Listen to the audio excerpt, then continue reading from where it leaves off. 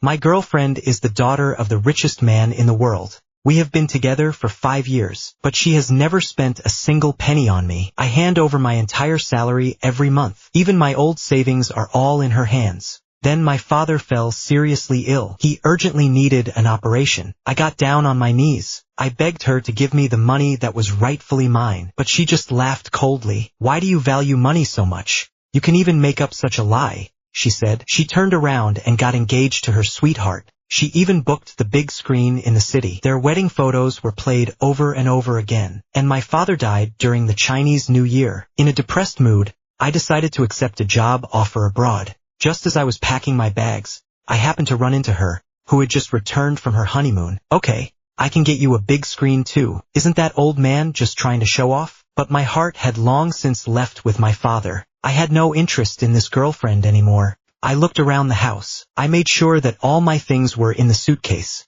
There was no trace of me left in the house. Only then did I feel at ease and zip up the suitcase. I had just locked it. Then I heard a shrill female voice. Liam, what are you doing? I'm back. Why didn't you come out to meet me? Sophia walked into the bedroom in her high heels and saw the suitcases next to me. Her face turned even worse. You're a big girl and you're still playing at running away from home. So many days have passed. I thought you'd come to your senses. In the past, no matter what time Sophia came home, I would have dinner ready. Sometimes I would even make some little desserts, waiting for her. Today, when she came home, I didn't even look at her. She probably thought I was really angry, so she crossed her arms and started to act spoiled and childish. Oh, Liam, you're so slow. You know it too. In a family like ours, you can't decide for yourself whether you want to get married or not. How could I go against my parents' wishes? You don't understand my situation. And this time you were clearly in the wrong. Your father really didn't have anything to do with it. You just wanted to get my attention. Sophia glared at me. Her eyes were wide, blinking. It was kind of funny. My father is already in the ground. She still thinks I'm playing some kind of game. In the past, whenever Sophia acted up, I would give in, forgive her. But this time was different. I turned to get my luggage. She happened to see the large bruise on my shoulder. That was last week when I went to her engagement party to ask for money. She had the security guard hurt me. That was the last day of my father's surgery. I let go of all my pride and dignity.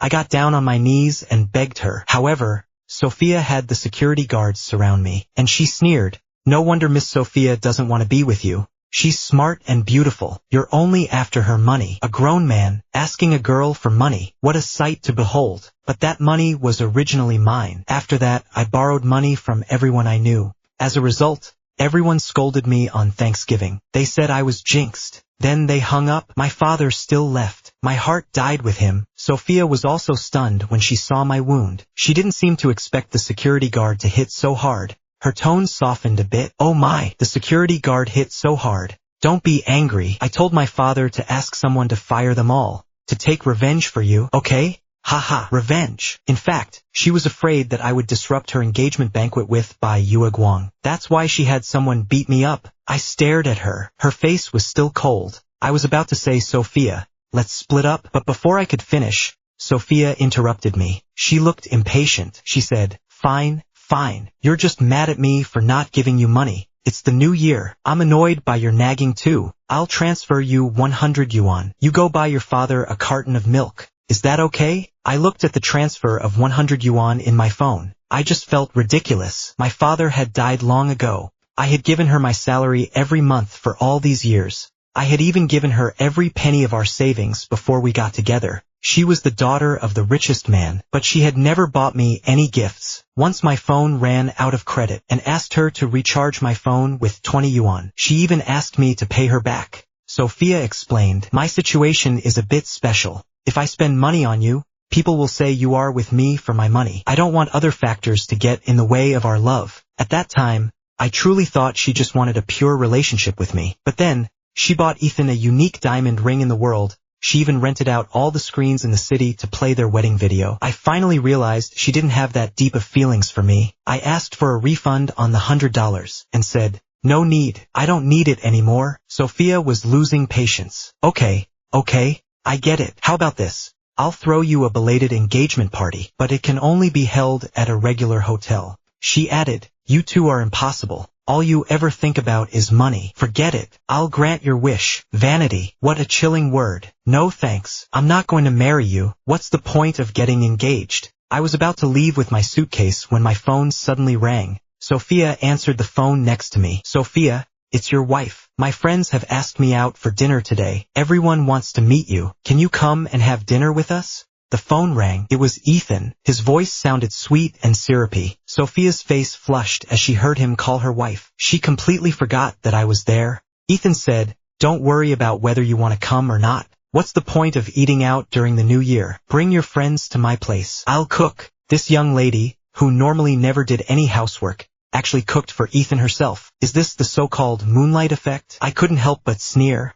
The two people who were having a lively chat just realized that I was also present. However, Brother Liam is also at home, right? Will he mind? I'm afraid he won't be happy. You'll also affect his mood. Sophia waved her hand, interrupted him. Don't worry, I've already talked to him. He will definitely give you face. Sophia hung up the phone. She gave me a casual hug and said, Liam, this time it's really the last time, okay? I'll be with you tomorrow. After he said that, he hurried to the kitchen to prepare dinner. I didn't think about it anymore. I picked up my luggage and left. Thanksgiving Day. It was supposed to be a lively day of reunion, but I felt especially lonely. The shops on the street slowly began to open after the Thanksgiving holiday. Families were still immersed in the festive atmosphere, staying at home with my family, enjoying this rare peace. But I felt like an orphan in this world, floating alone, with no one to rely on. Until today, I have lost all my loved ones, including my lover. My mother died of illness when I was in junior high school. Since then, I have been living with my father. We rely on each other, and became the most important pillar in each other's lives. I understand, if we want to change our fate completely, the only way is through knowledge, and work hard to get out of this small place, go to a bigger city, and live a better life. So I focused all my energy on studying like crazy, in order to one day take my father with me, and leave this small world. When I was at university, in order not to make my father work too hard, I did countless part-time jobs. Those days were exhausting, but when I thought of my father's expectant gaze, I felt it was all worthwhile. It was during that time that I met Sophia. It was at a charity dinner. I was working as a waitress. She was there as the daughter of the richest man in the world. It's a cliché, but it really happened to me. I accidentally knocked over a glass of wine. It ran down the side of her gorgeous dress. It stained the dress of a rich woman. I didn't know what to do. I was prepared to be scolded, but Sophia stepped forward to help me out of the situation. She smiled and explained to the rich lady, and gently comforted me. At that moment, she was like an angel, suddenly appearing in my life. Since then, we started to get in touch. Our relationship progressed very well. We fell in love quickly. I took care of her wholeheartedly. She would brag to her friends that I was the best boyfriend ever. But all that changed after Ethan returned from the States. The day he arrived, she hired flowers from every florist in town to welcome him home. That passionate and persistent display of affection made me feel an unprecedented sense of crisis. That night, she didn't go home. When I went to pick her up, I found her drunk and slumped in Ethan's arms. She said coquettishly, "How could you leave without saying a word? Do you know how much I miss you? Promise me you won't leave again,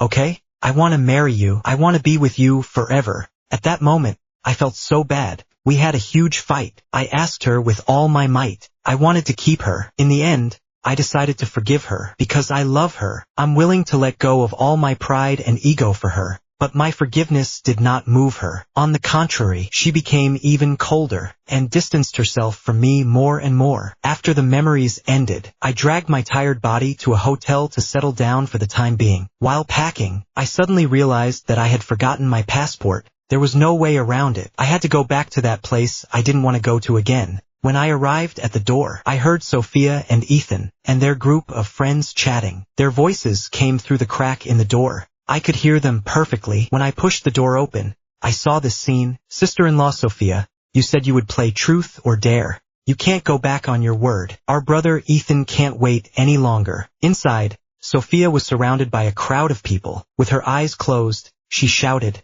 "I, Sophia, will only love Ethan for the rest of my life." She shouted this 3 times. Her voice got louder and louder. Her tone became more and more determined. It attracted a lot of attention from the people around them. Then, she was so shy. She threw herself into Ethan's arms. Ethan naturally put his arms around her. Everyone started to laugh. The atmosphere was already like this. "Why don't you kiss?" Sophia suddenly grabbed his tie, looked up and kissed him. They didn't separate right away. Instead, they kissed deeply. Sophia didn't close her eyes. She looked at Ethan intently, as if she wanted to remember this moment forever. Her face was filled with happiness and satisfaction. Just then, she glanced at me in the corner of her eye. I was about to quietly turn around and leave, but Sophia suddenly rushed over in panic, blocking me in the doorway. Her eyes were full of panic and fear.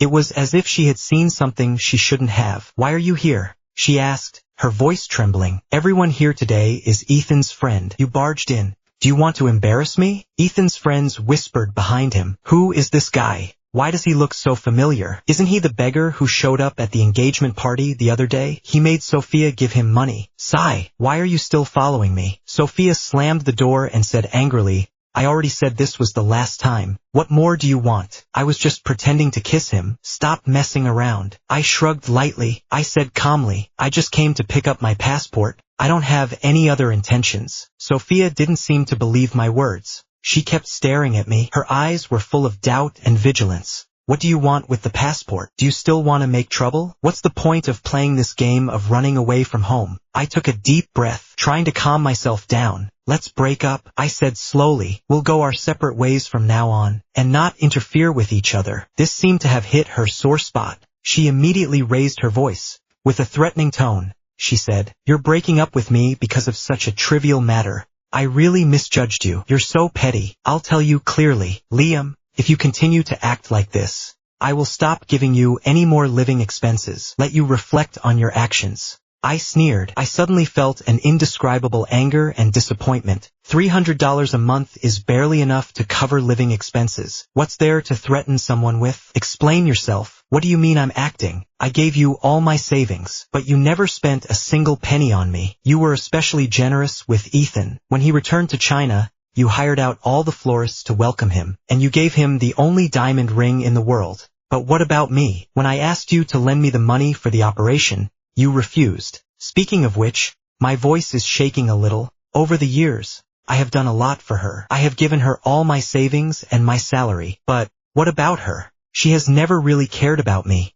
and she has never really considered me. Sophia froze for a moment. It seemed as if she hadn't expected me to ask her that. "Just wait a little longer. This is just a test I'm putting you through. Once you've passed it, I'll give you the money. It'll be worth more than this. Can't you see the bigger picture? Do the math." I continued. "Over the years, I've given you my savings and my salary. That's at least $2 million. After deducting our expenses and the little pocket money you gave me, you owe me at least $1.8 million. Sophia's face turned very ugly. She yelled out of control. "You just want to harm me. You're a liar. Do you want to take all my money? I really didn't expect you to be like this. Just give it to you," she said. She turned around and went back into the room, took out her passport and bank cards. Then she threw them heavily in my face. I bent down, picked up the bank cards and passport that had fallen to the ground. I gave her a cold look. "Don't be so self-righteous. What's a little money to you? Let me be clear. I would rather give up this money than have anything to do with you again." I see through the rich girl pretending to help the poor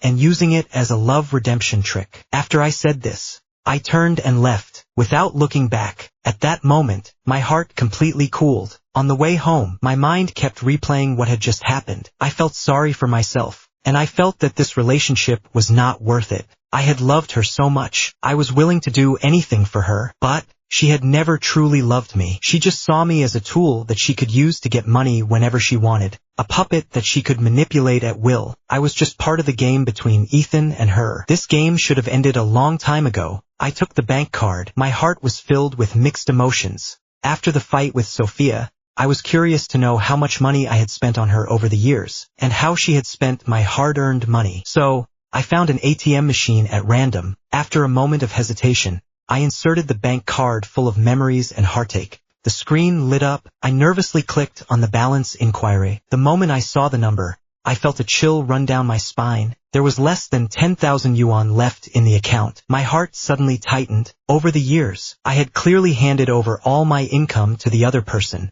How come there was only so little money left in the account? The more I thought about it, the more I felt something was wrong. I decided to go to the bank and print out the transaction records. Page after page of records came out of the printer. The destination of every sum of money was clearly written. Couples hotels, men's clothing, and luxury goods. These words were like knives. They pierced my heart deeply. Sophia and we'd never been to those places. And we'd never bought those expensive things together. How things were, it was already clear. I used the rest of the money to buy a one-way ticket to my new job, and I picked out a new suit for myself to represent a fresh start. Early the next morning, I put on the new suit and took my resignation letter to my old company. This company I had joined to be able to take better care of Sophia. It was her family's business. I started at the bottom. I worked my way up over the years. Now, things have completely changed. I walk into the building. I head straight for the HR department. I'm just at the door when I see Ethan and Sophia standing in front of the conference room, talking to some members of the management team. It looks like they're about to have an important meeting. Ethan has been in the management team since he started. He earns a high salary and is respected. But me, despite always working hard, I'm still the lowest ranking employee. This contrast once again made me feel bad. I took a deep breath. I pushed open the door. I walked straight up to Sophia. I handed her the resignation letter I had prepared. I asked her to sign it. Her face first showed surprise. Then it turned to mockery. Are you sure you want to resign? Your father's health is not good.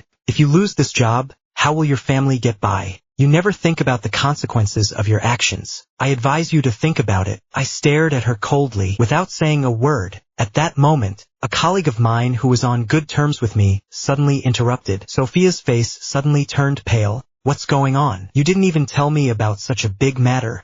I told her and begged her to lend me money, but she didn't believe me, thinking that I was greedy for money and wanted to cheat her out of her money. Sophia, you're nosy and have a poor memory. I went straight back to the office. I wanted to collect my last things. On my desk, a beautiful gift box stood out. It was a feeling of luxury I had never experienced before. There was also a card attached to the box. Forever yours. For my one and only, Sophia. It was obviously not for me. I was about to put the box back where I found it. Then Ethan suddenly pushed open the door. He looked at me with disdain. Hey, if it isn't Mr. Ethan. What? You want this gift box just by looking at it? He just finished speaking. The colleagues who were watching the fun next to me also began to point at me. Their words carried ridicule and contempt. Oops, really? You resigned and still want to take things? I've heard that he caused a scene at Sophia and Ethan's engagement party. It was just for money. What a money worshipper. I take a deep breath, trying to calm myself down. Mr. Ethan, I don't mean to offend, but please don't falsely accuse people. This gift box, I haven't touched it,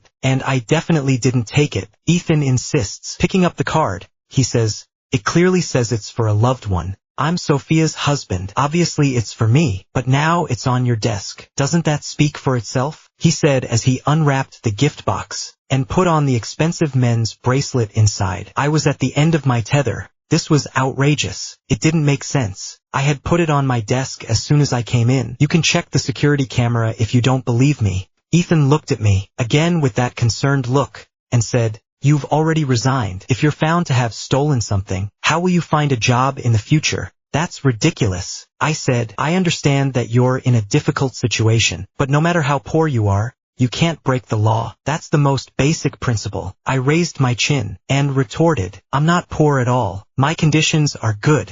The suit you're wearing, the watch on your hand, they were all bought with my money. Ethan stared at me with wide eyes, like he was looking at a lunatic. He said, My God, I thought he was just greedy, but now it seems he's also a little paranoid. Isn't this stealing? Stealing and then justifying it. But it was a one-of-a-kind diamond bracelet. My colleagues were talking. Yes, Sophia is the daughter of the richest man in the world. Why would she use his money? This attracted Sophia's attention. She frowned at us. What's going on? Ethan quickly asked. I saw Liam take the gift box you gave me, so I came over to ask what happened. I'm worried that he's having trouble but won't say anything. I'm afraid it'll be too late when it gets serious, she said while showing me the bracelet. Sophia, I really like it. I was waiting for Sophia to join her in scolding me. Unexpectedly, Sophia said coldly to Ethan, Is this for you? Take it off. The plot suddenly took a turn. It was like a bolt of lightning that pierced the dull atmosphere. It left everyone present stunned. I couldn't help but look at Sophia again. I wondered if she was acting, trying to salvage something in this way. Sophia's expression was very serious. There was no joking at all. She said to Ethan again, "Ethan, please give me back the bracelet. It's for him. He didn't steal this.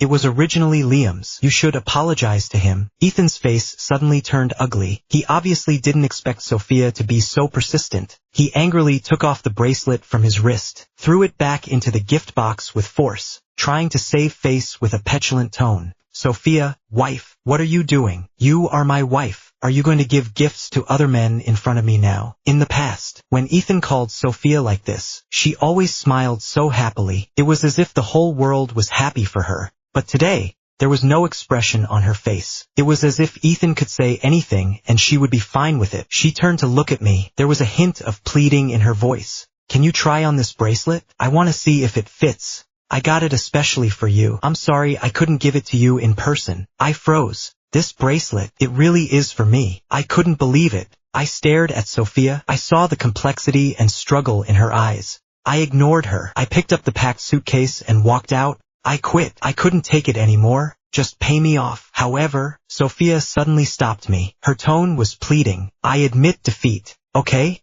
I admit it. You were my boyfriend. Now, can you stay?" Ethan's face turned red. He crossed his arms. His eyes were full of anger. "Sophia, what are you talking about? Are you joking? This joke is not funny at all." I stopped. I had an indescribable feeling in my heart. I stared at her and asked directly, "Sophia, do you understand? You are the one who got married to Ethan. What are you trying to say now? What exactly are you trying to say? Are you trying to take advantage of both sides?" The colleagues nearby also began to whisper, "What's going on? Don't Ethan and Sophia like each other? When did she start seeing him?" "I'm not sure either, but I remember Liam getting beaten up at the engagement party, and Sophia didn't lend him any money when his father had surgery." "That's right. I heard that his father's surgery was delayed because of a lack of funds." Hearing these comments, Sophia felt even more ashamed. She hung her head. Her long hair hid half her face. Her voice trembled a little. "I know this is hard to explain, but I really hope you can give me a chance. Let's talk about it tonight, okay? I really care about you. Can you just let me explain?" Suddenly, a serious and calm voice interrupted. "Sophia, what's going on?" I looked back. Not far away stood a middle-aged man in a suit with a serious expression. His gaze exuded an unassailable air of authority. I recognized him as the chairman of the Johnson Group. He was also Sophia's father. His arrival made the already tense atmosphere even more somber. Sophia's father stood there with a stern face. His gaze was sharp as a knife. It swept over everyone present. His unassailable air of authority made the office atmosphere suddenly turn cold. He said, "I've been standing here at the door for a long time. The employees aren't working early in the morning. The CEO doesn't care. What's going on here?" Sophia's father's voice is low and powerful. Each word strikes like a hammer. He turns his gaze to Sophia. His tone is clearly reproachful. Sophia wants to explain something, but Sophia's father looks at her sternly. He asks,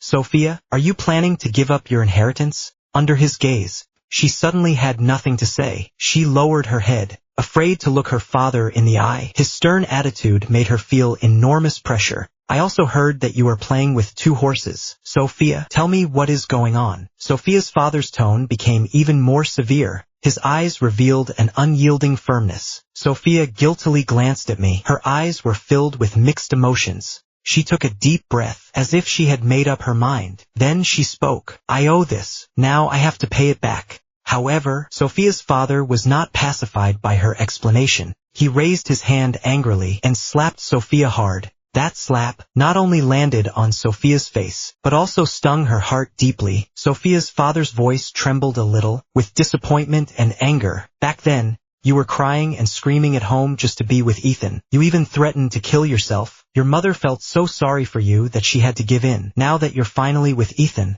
why are you still involved with this guy? You previously threatened to kill yourself and went on a hunger strike for Ethan. What on earth are you doing now? I really don't understand you anymore." Sophia's father's words were like a punch. They struck straight at my heart. I finally understood. Although Sophia had been by my side all these years, she was still thinking about Ethan. She had been working hard, trying to get Ethan back. As soon as Ethan heard what Sophia's father had said, he leaned over quickly, trying to ease the tension by acting cute. He put his arm around Sophia's shoulders with a smile on his face and said, "Dad, don't worry, I'll be fine." Sophia, she just wasn't thinking clearly for a moment. "We'll handle it, don't worry, I'm still the son-in-law of the Johnson family." I looked at Ethan's insincere smile. My heart felt uncomfortable. I said coldly, "Sophia's father, you don't need to feel. I just want to leave. I don't have any other thoughts. I don't want to disturb them." Sophia stared at me with red eyes. "Stop it, Dad. You don't have to say any more. I can't let him go." Sophia's father stares at me. His eyes convey an elusive emotion. It seems as if he wants to say something, but in the end he says nothing. He waves his hand, signaling his bodyguard to stop Sophia. Then he picks up a pen and signs his resignation letter. Sophia shouts from behind, but she is held back. She can't do anything. I walk out of the company's front door. I hail a taxi. I head straight for the airport. I sit in the car. I look out the window at the scenery whizzing past. I feel a little lost, but I can finally start again. I arrive at the airport. I check in. I sit in the departure lounge. I wait for my flight to take off. Sophia has sent me a lot of messages. She has called a lot. In the end, her texts become a bit uncontrolled. "I was wrong. Liam, please forgive me. I only love you. Let's run away. I don't care about the family fortune anymore. I don't want to be a princess anymore. I just want to be with you." I turn off my phone, take out the SIM card and throw it away. The plane finally takes off. I look out the window,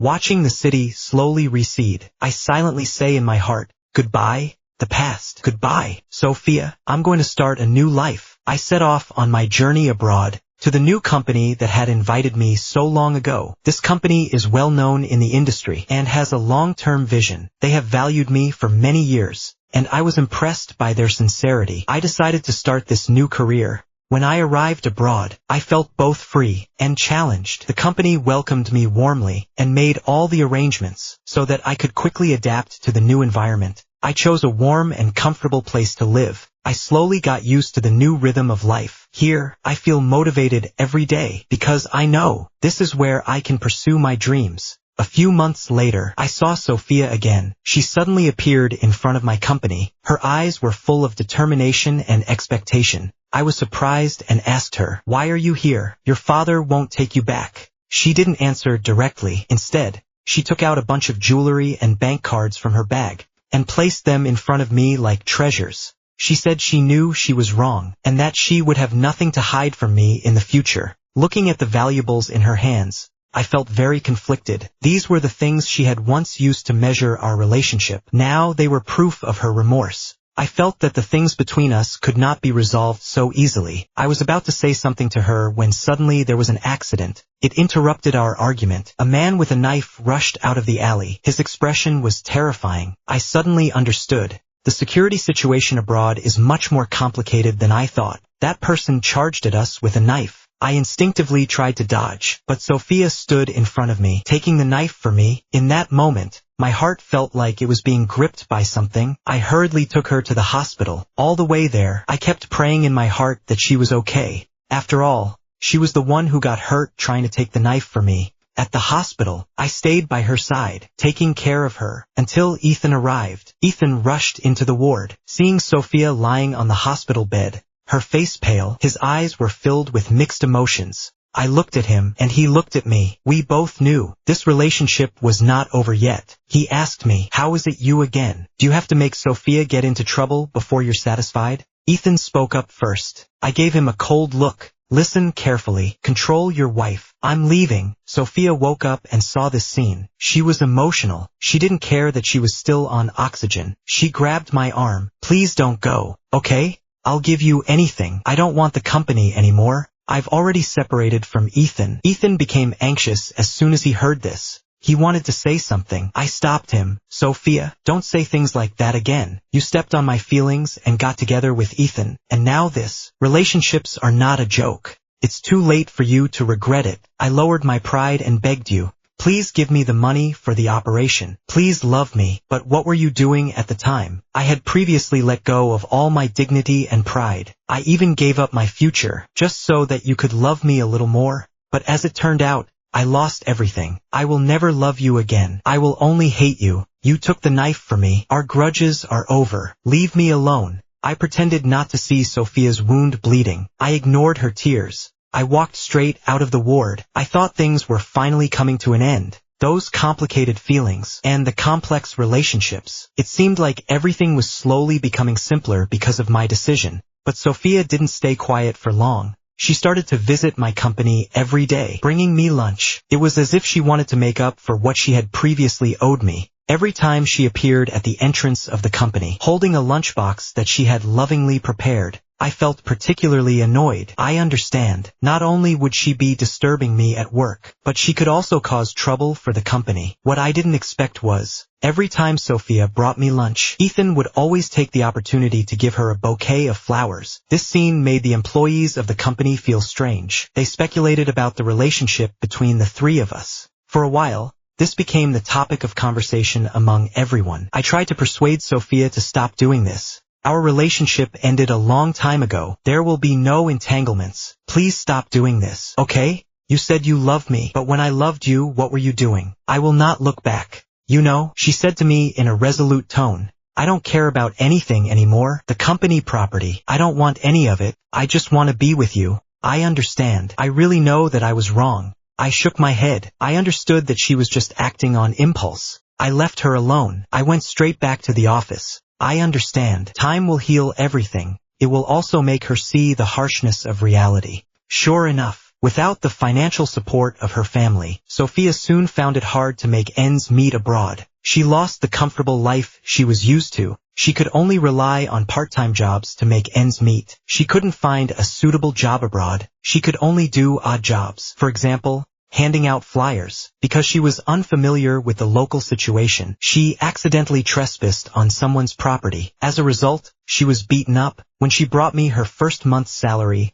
wounded and tired, I saw her expectant eyes, but I was not moved at all. I took the money and bought coffee for everyone in the office. She looked at me with tears in her eyes. She said, "How could you do this? Isn't it just because I like you? You took the money I earned with so much effort and used it to buy coffee for others. I really didn't expect you, Liam, to be so heartless. How could you do this to me?" I said coldly, "This is unbearable. Isn't this the way you treated me before? For Ethan chose to give up on me. Now you want to get back with me the same way. Don't you think this behavior is ridiculous?" Sophia listened to what I said. Disheartened, she quietly turned and left, returned to her home country. Since then, we have never been in contact. My career is gradually getting on track. I put all my energy into my work, trying to make life more fulfilling and meaningful. Later, I occasionally saw news reports about Sophia. I heard that she and Ethan had broken up. Her family no longer let her manage the company's affairs. She had lost her former status and power. She had become a rich girl with nothing to do and no goals. I felt some relief at what had happened to her, but more than anything, I felt a sense of relief, because I understood it was her own decision, and I had already embarked on my own path in life. Those past emotional troubles and pains have become memories. I have learned to let go, and I have learned to accept reality. I understand. Only by moving forward with determination can I find my own happiness and future.